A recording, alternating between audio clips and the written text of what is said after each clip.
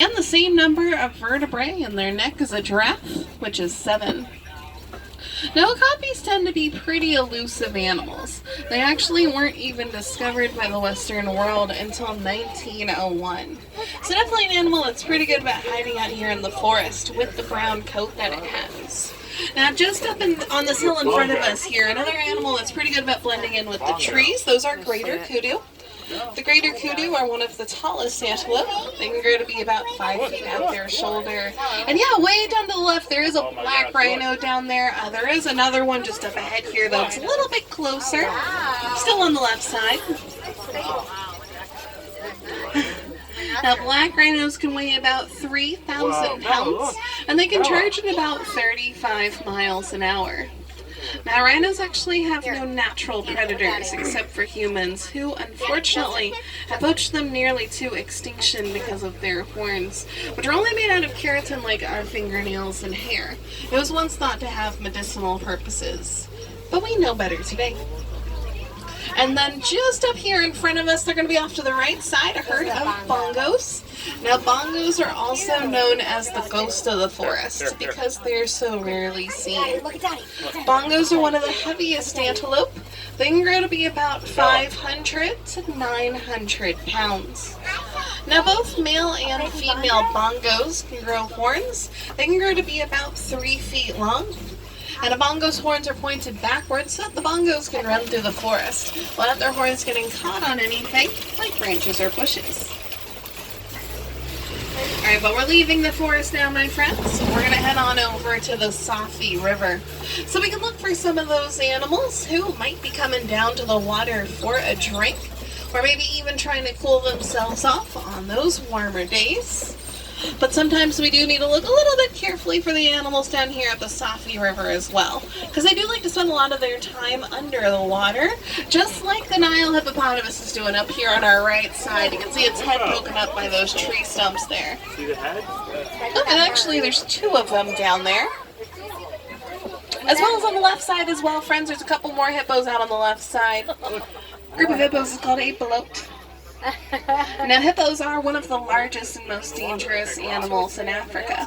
Baby calves are born at about 85 pounds. Adult males can weigh about 5,500 pounds. And this is typically how you find hippos during the day. They love to spend their time in and under the water. They can hold their breath for about 8 minutes at a time. And it's usually at night when you'll find hippos out on the shore grazing. They do tend to be nocturnal, traveling for miles at a time to find the best grass to eat, since they are herbivores. Now, as you can see back there, hippos will sleep with their heads submerged under the water, but they don't need to wake up to come up for air. Every 8 minutes, their bodies will just naturally rise up. They'll take their breath, and then they go right back down.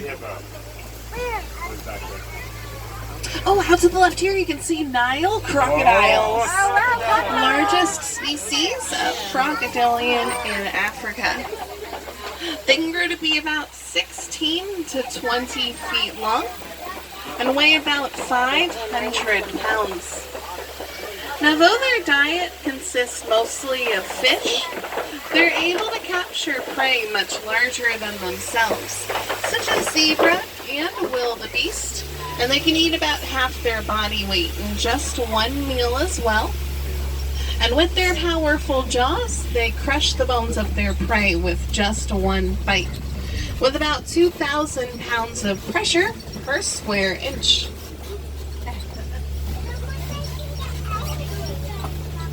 Alright, so next we are going to be heading on out into my favorite part of the reserve, which is the savannah.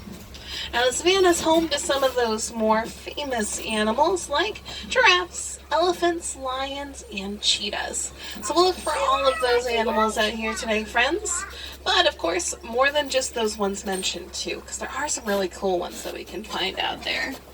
Now, in addition to some pretty cool animals, the savannah is home to some pretty cool plants, too, like the baobab tree you can see over on our right-hand side. The baobab trees are also known as the upside down trees because it looks like there's roots growing out of their head. But that's only because they're leafless about 9 months out of the year to conserve water. They'll actually hold the water in their trunks, and they can hold literally thousands of gallons of water in there. Now sometimes you'll see holes in a baobab tree. That's because the elephants will use their tusks to get down to the water inside. Another name for the baobab tree is the tree of life. Alright, Karabuni, welcome to the savannah, everyone. Home to millions of animals that migrate thousands of miles across it every year, following the rains and the best grasses to eat. Or, of course, in a giraffe's case, the best leaves to eat. And there we go, quite a few giraffe out there right away. But first, though, before we head down to the giraffe, if you look off to the right, there's a couple different types of antelope you can see out there. Those smaller tan ones are springbok. They get their name because of their ability to spring about 6 feet up in the air repeatedly when frightened. And the bigger gray ones that are sitting down back there are the white-bearded wildebeest. Another name for the wildebeest is the gnu, spelled G-N-U because of the low grunting sound that they make. And then, of course, all of the giraffe out there to the right, we'll try and get a bit closer to them as we keep on heading out here, friends.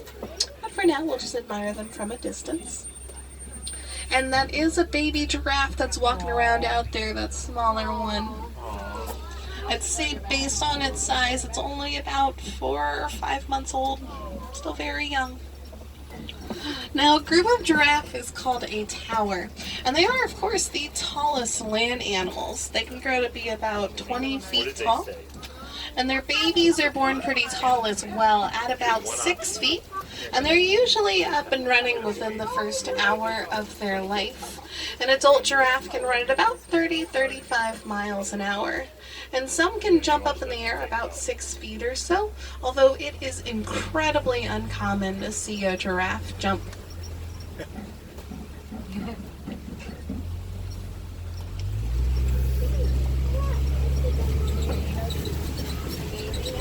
Now looking over on the left side, just to the right of the cave, there's a pack of African wild dogs sleeping back there.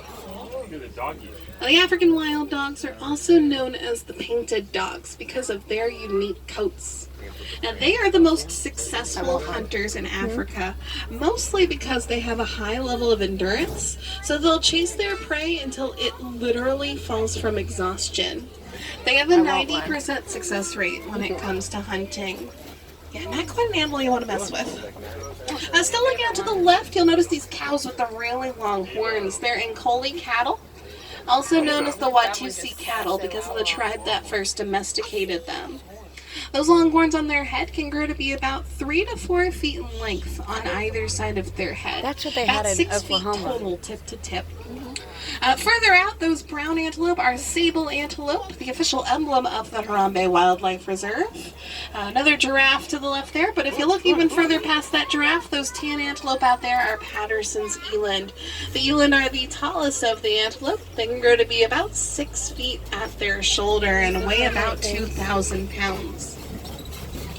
Now you guys also might be noticing all of the termite mounds out here, like this really big one we're passing on our left-hand side. Now the termite mounds are hard as concrete, but they're only made out of saliva, dirt, and dung. Now the elephants will use them as scratching posts, and when they've scratched them down enough, the antelope can use them to look out for any predators who might be trying to hide out in the tall grasses. Predators like the African wild dogs, when they're not sleeping, of course. Alright, but catching up to a few more giraffe up here, friends, on either sides of the truck. Now, on a typical day, giraffe tend to spend most of their days eating. About 20 hours or so a day eating. However, they only sleep on average about 30 minutes a day. It's usually only in 5-minute increments because they don't want to leave themselves vulnerable to any predators. The giraffe's main form of defense will come from its height, its sight, and its powerful legs. So typically when a giraffe sleeps, it will either be standing up or in a seated position. That way they're not leaving themselves vulnerable.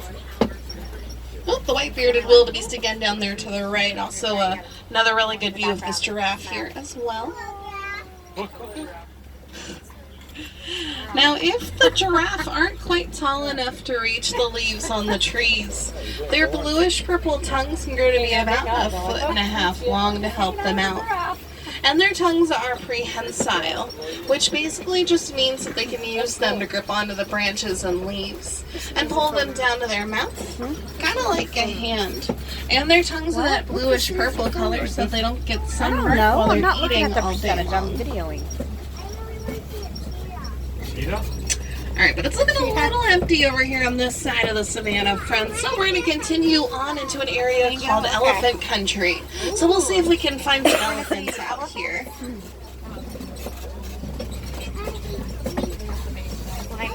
You can go to the zoo and see if we're going to go back.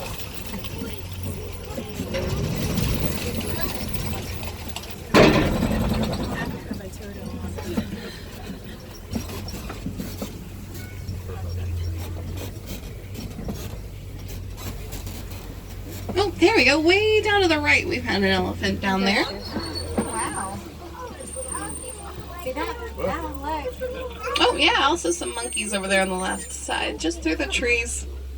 Specifically, those monkeys are mandrills, and mandrills are the largest monkeys. Adult males can grow to be about 100 pounds.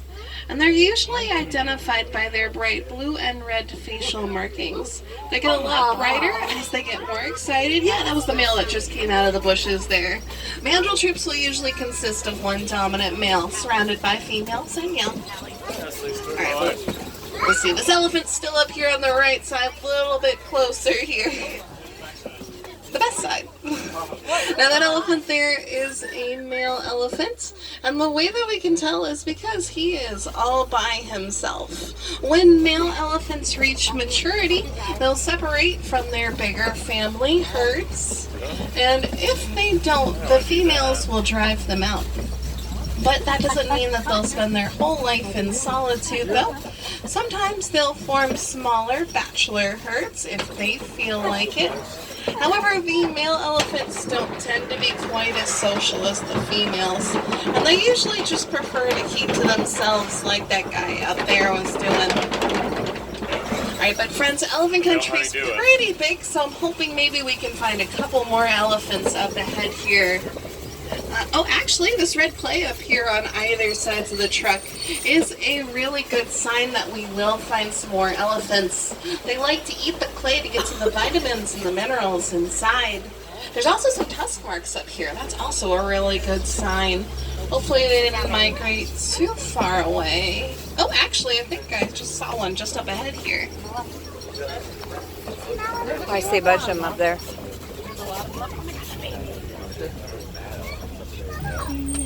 Yeah, just up here on our left side, there is one right there. Oh, actually, there's a couple more around the trees there, so I'm going to see if I can get you guys a little bit of a better view up here. But it looks like there's quite a few of them out there.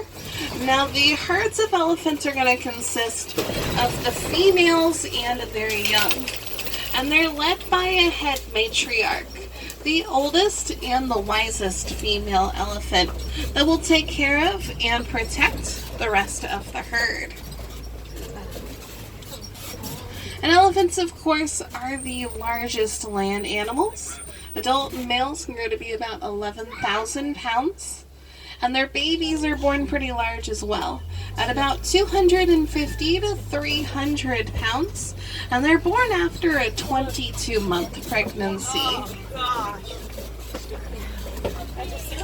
Now, elephants have sensitive skin, so sometimes you can see them flinging mud or dirt onto their backs, which they'll use as a natural sunblock. So if you've noticed any of the elephants out here looking a little dirty, again, they're just protecting their skin.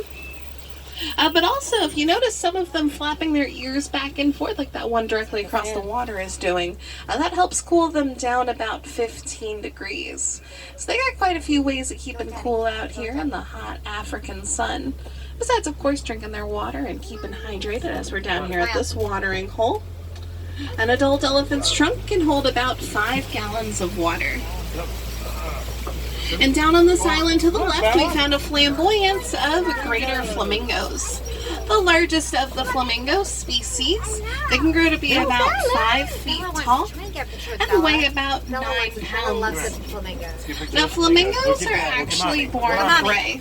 They don't get their pink coloring until about 1 to 2 years into their life. And it's because of the brine shrimp that they eat that are high in a product called carotene. We gotta go in Aruba. And the greater flamingos are the lightest shade of pink of the flamingo species as well. The Caribbean flamingos are going to be the darkest shade of pink. Your daddy and an elephant. Oh, and it looks like next up ahead here we're going to be coming up on a bontabak. Yeah, down here to the right, these 2 smaller brown antelope.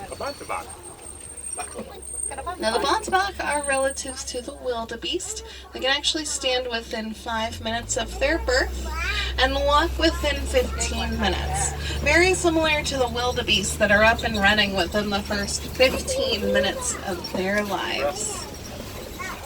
And in the right lighting, the bontabak's coat has a little bit of a purplish gloss to it. It's really pretty.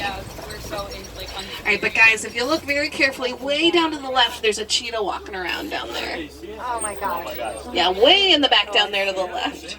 You want to look very carefully. It's in the back, right? I see another one up ahead here that's laying down. It'll be a little bit closer to us, so I'm going to keep going. But, oh, actually, there's 2 of them way down there if you're looking carefully enough. Now this one that's a little bit closer up here to the left in the right corner up there by those logs. Now cheetahs are the fastest land animals. They can actually reach about 60 miles an hour in just about 3 seconds, max speeds of about 70 miles an hour. And unlike most big cats, they do a lot of their hunting during the day because they have excellent eyesight. The black teardrops around a cheetah's eyes will actually help them reflect the glare of the sunlight. The cheetahs are the only of the big cats that purr. They actually don't roar, they purr. And they're the only felines that do not have retractable claws. They have semi-retractable claws that help them with traction while they're running. But yeah, up to the left there, guys, there's a lion up there on those rocks. Oh, actually a couple of lions up there. And of course they are doing what lions do best, just kind of lying around, sleeping and resting. They do that on average about 20 hours a day. Now, lions tend to be nocturnal, active at night. And at night, it's actually the female lions that'll go out and do the hunting, usually in packs because their prey tends to be a lot faster than they are. And it's the male lions that'll stay back and protect the territory and guard the cubs. Now, during the day, lions have about the same amount of vision that humans do. At night, their vision is about 6 times better than ours. Now, the giant rock formation that they're laying on is called a kopie. Lions hang out on those kopie rock formations because it gives them a great view of the savannah to look out for any potential prey. And when you say lion in Swahili, is Simba. But yeah, over here on our left side, there's a little sounder of warthogs. Now, warthogs are one of the largest burrowing animals, using their tusks and hooves to dig their tunnels. But they also don't mind using burrows made from other animals as well. Now, warthogs are very territorial, and they'll actually back into their burrows at night with their tusks exposed for protection. Yeah, a small flock of ostrich up here on our right side, as well as a crash of white rhinos sleeping down back there. The ostrich are the largest birds. However, they are flightless birds, and they can run at about 40 miles an hour. And they use their wings to help direct them turn left and right. Yes, those are ostrich eggs down on the ground there to the right. And again, those rhinos down there to the right are white rhinos, pretty different from those black rhinos that we saw before in the forest. One difference between them, white rhinos are a bit more social. You'll usually see them hanging out in their groups, which are called crashes. Black rhinos a bit more solitary. You usually see them keeping to themselves. Another difference, white rhinos are much larger. They can weigh about 5,000 pounds. If you recall from earlier, black rhinos will weigh about 3,000. But the main difference between the two is their mouths. White rhinos have broad, square mouths that are perfect for grazing, and black rhinos have a more pointed mouth that's better for eating leaves off of shrubs and bushes.